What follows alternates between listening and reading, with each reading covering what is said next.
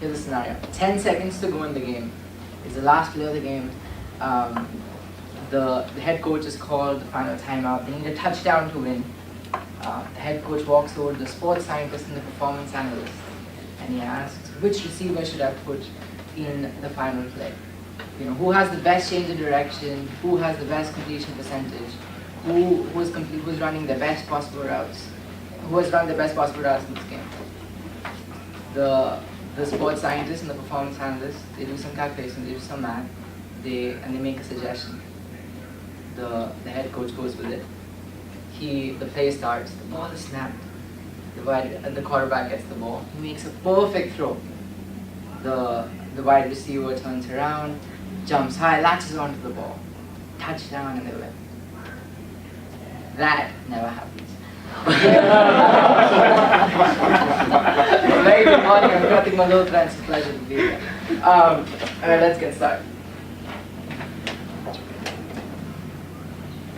Alright, so a little about myself. I think you covered everything. I'm the Director of Sports and Analytics for A&M. I just moved there from Florida State with Coach Fisher. I did my undergrad in engineering with a specialization in artificial intelligence, master's in sports analytics, sports management, but specialization in sports analytics. It's my first year with A&M, and I worked for 4 years with Florida State. I specialize in machine learning, data visualization, and data mining. I'm just going to skim through the job responsibilities. Again, I know in different presentations people tend to take pictures. I'll send you all the presentations. You don't need to take pictures. You'll have everything. And if you all need to get in touch, I'm pretty approachable, so it's not a big. It's going to be real easy. I help design the preseason, in-season, and postseason periodization designs. We do a lot of sports science research and testing. We help prevent injuries. Sometimes you don't. You give it a shot, but it doesn't work out. I work with the sports medicine, sports nutrition, and strength staff, and that's basically the sports science side of things. The analytics in my title comes because we deal with a lot of football data as well. So we tag everything that's relative to a player from a football standpoint. So completions, incompletions, men on the line, all that stuff. Trying to find our own tendencies in our own team. But yeah, that's basically it. About the staff, I have a full-time assistant, a graduate assistant, a couple of interns, and I report directly to the head football coach. So the ground rules, the recipe to make this work. The first thing is to make it simple. Genius is the ability to reduce a complicated to simple. If you're going to sell something that's really, really, really complicated to a football coach, he's probably going to back off and he's going to be like, I don't know if I want to even listen to this. But with time, you guys will be able to be on the same page. So the challenge is how to make a football coach trust the data. The reason why it's worked for us at Florida State, the reason why it works for us at A&M is because a head coach really buys into the data. He really buys into everything that we are trying to tell him. So the first step is analyze well, and it's really, really important to analyze well because it gives you confidence in you, and you're ready for any questions that are asked to you. Second, you got to prove the coach right. You can't just walk in and you can't just be like, okay, like whatever you're doing is absolute shit. I didn't mean to say shit. Okay. But you can't walk in and you can't just be like, look, everything that you're doing is not right. You got to change these 20 things. If you go in, football coach is going to be like, look, I've been successful for all these years and I haven't had you, so why would I need you now to be successful? So you got to first prove the coach right. You got to tell him, all right, whatever you're doing is great, it's fantastic, but maybe we can make these 5% changes, and obviously that takes time. And with that, you'll be able to establish a dialogue. But then in order to do that, you got to first learn the coach's language. When I first started at Florida State, we were talking about accelerations and basically big terms. You're talking about the readings that are coming from the accelerometer and all that. And the coach was like, what is all this? So like what he wants to hear is, if you talk about change of direction, he wants to talk about twitch. If you say accelerations, he wants to hear explosiveness. So you gotta basically pick and choose words that you want to tell the coach, and then again with time, in a near couple of years, you all will be on the same page. But that's really important. You gotta be brutally honest. If someone's not doing well, you gotta be like, look, he's not doing well. Maybe we can push him to another level. If the coach has made a guy work too much, you gotta be like, all right, maybe we need to pull this guy back. And at times you're gonna get cussed out. I get cussed out once every week, and it's okay. It's perfectly fine.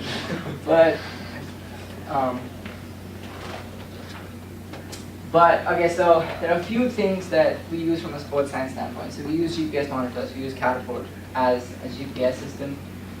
Ben from Modus is here. So we use Modus for our quarterbacks, and we track the workload in their arms.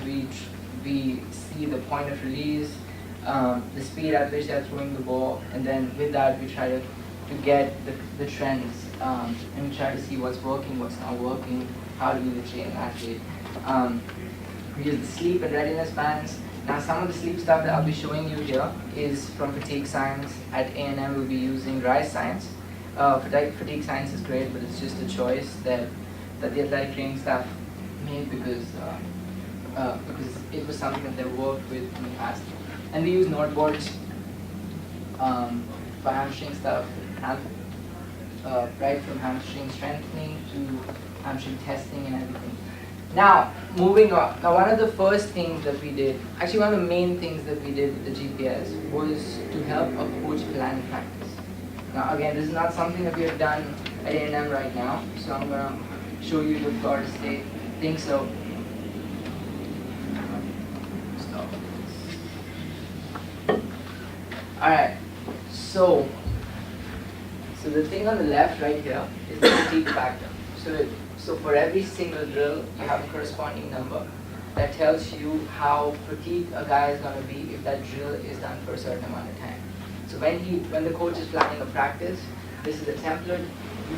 You enter, maybe you want 10 minutes of this drill, 10 minutes of this drill, 15 minutes of the next drill. I'll show you. So you start entering times. So you start entering time, maybe he wants 15 minutes of that drill, 17 of that drill, 20 of that drill, 15 minutes of that drill, 10 minutes of that drill.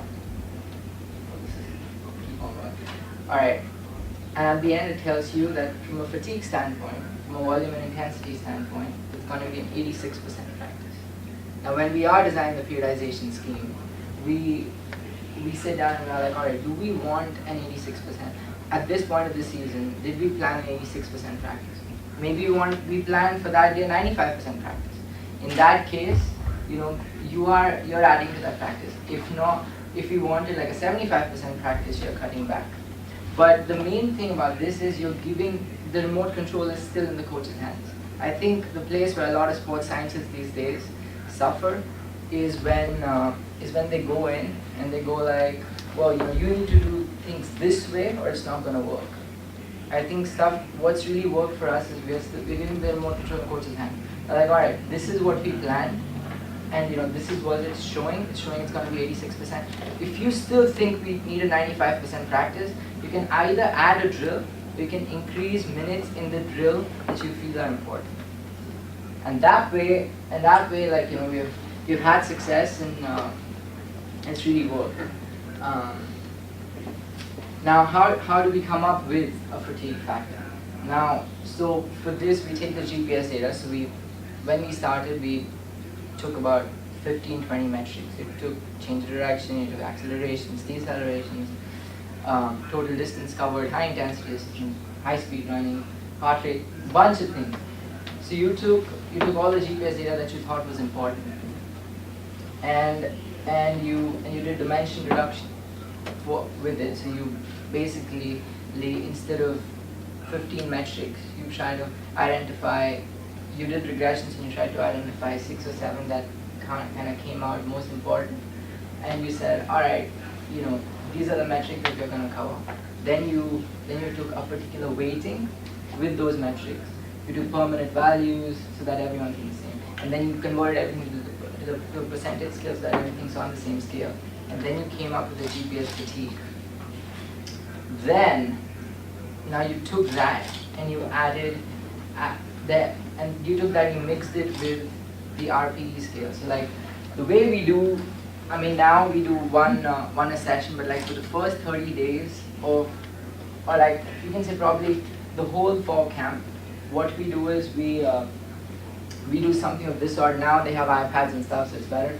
This is from 2013 when we first started. So we give them a sheet of paper and we'd ask them to rate, every guy we'd ask them to rate a particular drill, every single drill in a practice. So maybe when they started the practice, the first drill was 2, you know. We start with special teams usually, kickoffs. So maybe the first drill was 2. Now, you know, the guys who are not involved in special teams, they're going to give a lesser number. The guys who are running special teams and running every play, they're going to give a higher number.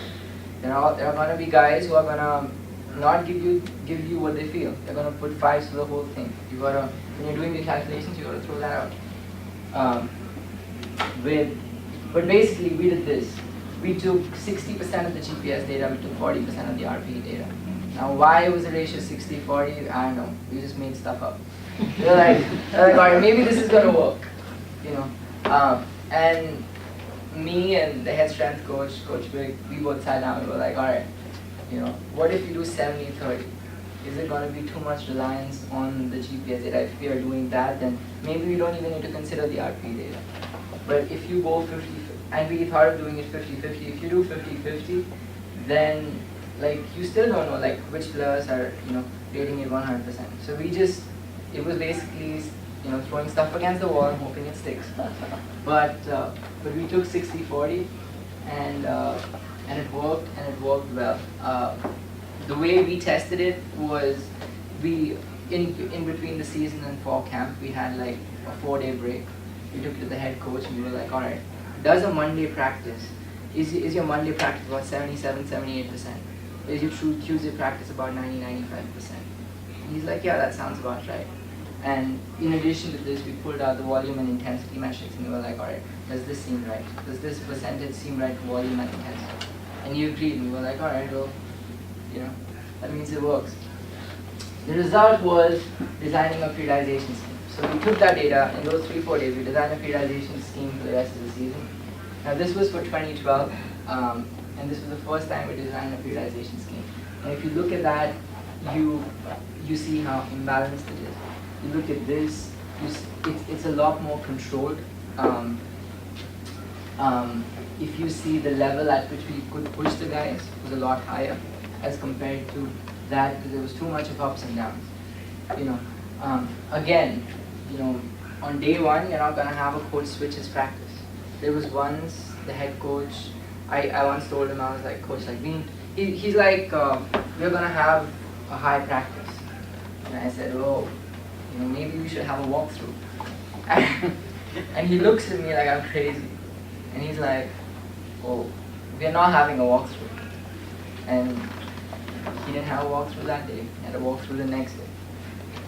It was a 2.5-hour walkthrough because I just got cussed out that morning that you know, I'm gonna make guys soft. I'm gonna help him. I'm gonna make sure that the guys are soft and all that stuff. And I was like, no, coach, like, you need to help me.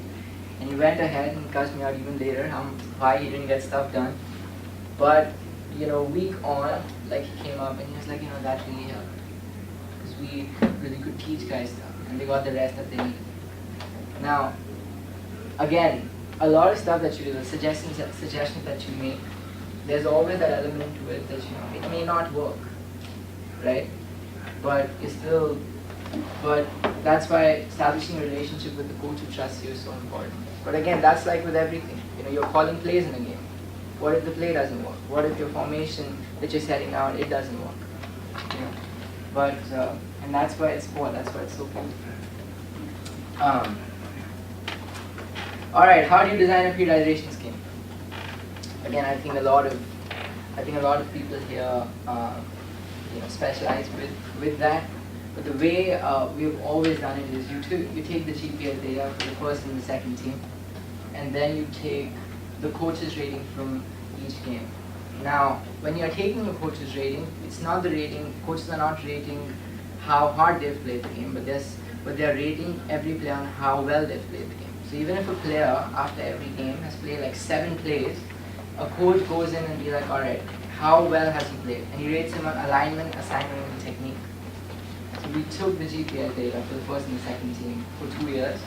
We took the coaches rating that they've had for 2 years, and we were like, all right, what's the best periodization scheme that can come up? What would an ideal Monday practice look like? What would an ideal Tuesday practice look like? Wednesday practice look like? Thursday practice look like?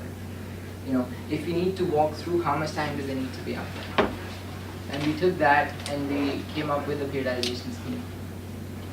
And the reason why we did it was not to get, the aim was to get the best out of the guys on the field. So best on field performance.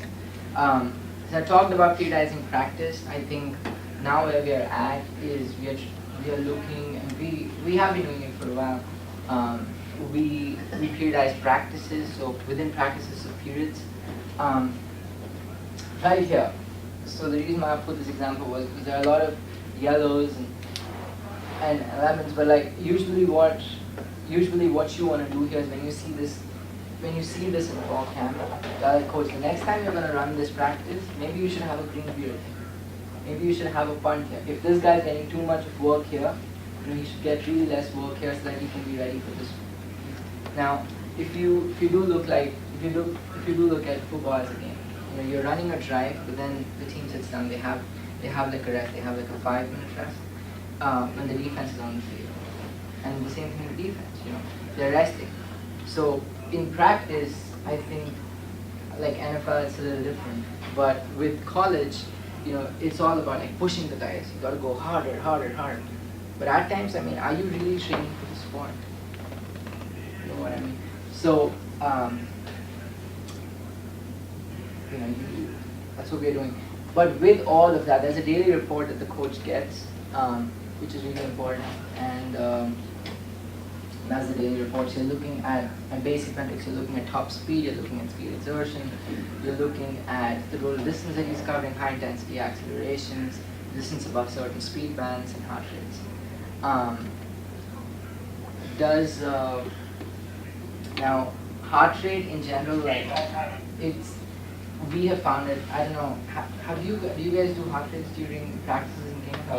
Very limited. Okay. Experimented. Yeah. We started going like all out in heart rates last year. And I think one thing that we have found is the data can be a little fishy with heart rates popping in and out. So you got to be a little careful with that. But I think you keep the good ones. You see the heart rate duration, how long was the heart rate monitor on for during the practice, and then kind of go on that. So, but yes, it's something that we have implemented. It's the second year that we're going all 90 guys wear heart rate monitors and GPS monitors. It's it's working okay as of now. We give coaches a weekly report on every single player on how a player is doing, where he's at, what does he need to do. And again, you do that taking into account the opinion of an athletic trainer. So me and the athletic trainer sit down, we are like, all right, and one of the assistant strength coaches, like, what did this guy lift? How is this guy from an injury standpoint? How does his numbers look like? Where is he exactly at? You make a report, you give a report. That was from Florida State. I drew like a mustache because I was like whatever. Data visualization. So at Florida State, as a visualization partners, we had Spotfire. They're a company based out of Boston. At A&M, and that's one of the reasons why I've included a lot of Excel and not really much Spotfire, because we don't have a contract with them as of now with A&M, but we are working an excellent data visualization company. They helped us last year a fair bit with recruiting, seeing where the recruits are in the country, where the coaches should go, stuff like that. But yeah, we are close to signing a contract with them. So, okay, so my background is data and machine learning and stuff like that. So I think one thing that we do is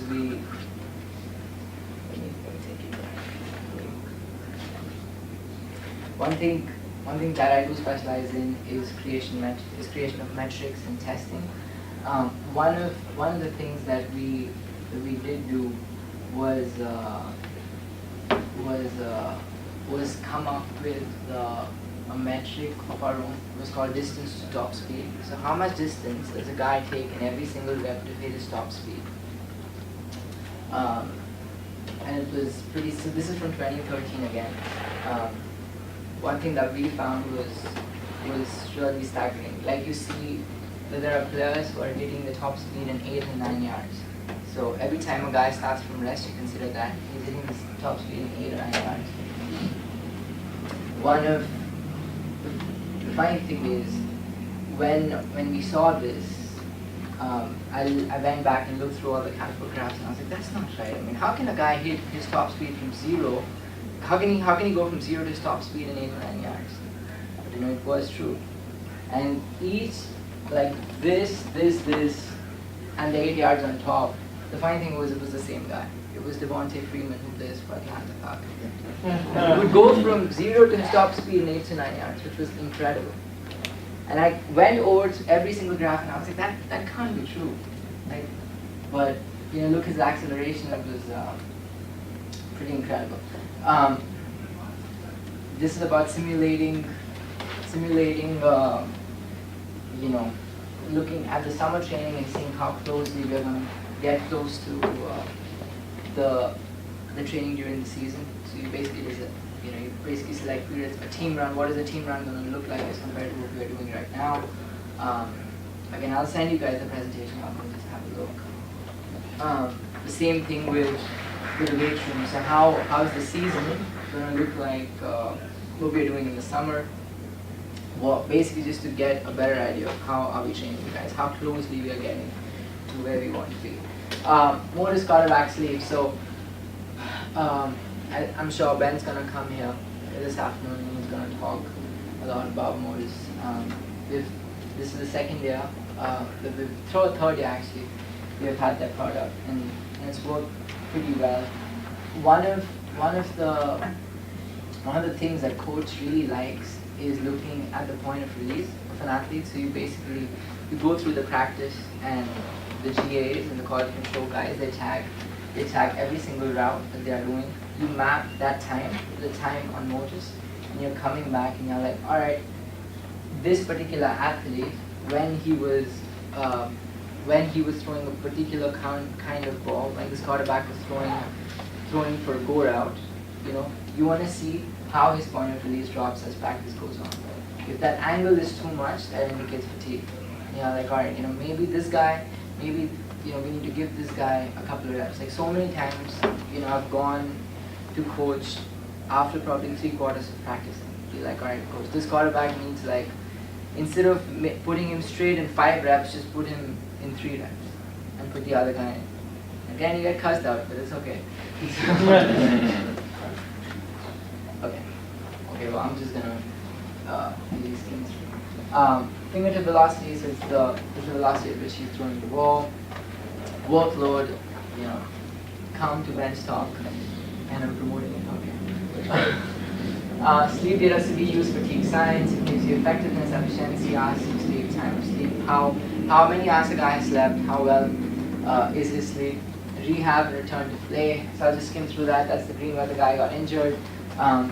You know, that's the graph of how we built him. That was over 3 weeks, so how we built the guy over ready for the season. He got injured first week of fall camp. How we built him up as the season went on. As the fall camp went on, getting ready for the season. Football analytics, again, I'll send you guys this. The reason why, I'll just skim over this, but the reason why we do this, the reason why we are getting into the sports science side of things with the football analytics side of things with the sports science side of things is because it completes the picture. So you have all the data, you have the acceleration. Can I get like 3 more minutes? You get the sports science side of things. So you're seeing an athlete's movements. You're seeing how well is he running, how quickly he's running, the accelerations he's hitting the speed that he's running at, And then you take that into account and you look at what is he doing when he's hitting those accelerations. Is he being really, really successful as a football player or not? And you see a lot of football players who aren't great athletes but are phenomenal football players. So we're trying to combine the two and come up with a product. Again, you guys can, I'll send you the presentation so you can just have a look at the video. That's like one of the reports that we get to coaches. Quarterback 1, completions and incompletions, high, left, right. The quarterback receiver, you know, the routes that he's running.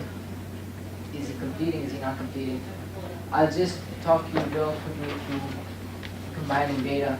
Now, we've spent a lot of money, we've spent a lot of time, we've sent that information abroad for analysis, we've consulted teams in order to predict injuries. Predicting injuries is, according to me, it's a waste of time. You can prevent injuries, you can be like, alright, you know, this guy may get injured, this practice, next practice, and 5 practices. But to pinpoint and say this guy's going to get injured, this guy's going to pull a hamstring here, it's very, very difficult. Like we've spent a lot of money, it's not been very good. I'm just going to skim through this real quick, just to see how the whole process works, how we combine the whole data. That's a receiver's route for route 10. That's a receiver stats for route 10. And if you look through the right, and you click on the right is the direction.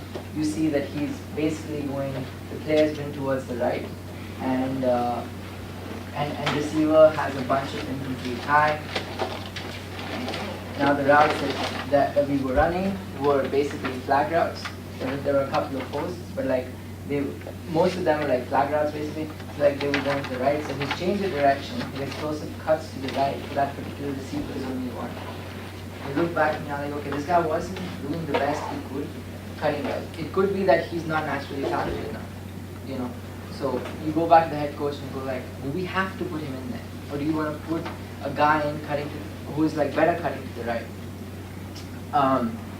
And he's going like he went against these 3 defensive backs. You look at their change of direction, left or right, and you see they're so much better. So why was he doing that? Was he protecting himself because he was feeling an injury? He thought he may get injured.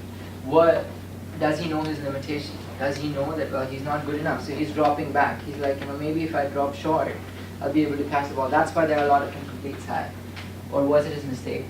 Like, was quarterback just having like a bad day?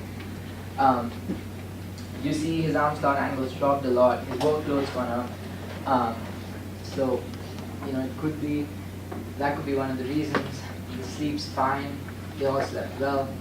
But yeah, again, challenges like y'all can, you know, when I send you guys the presentation, I can just read through it. And any questions? I'm sorry, I'm going to have to cut you off. If you have any questions for Kratik, I'd ask you to just take it out in the hall afterwards. We got to keep on schedule, but so much good information here. Let's have a round of applause.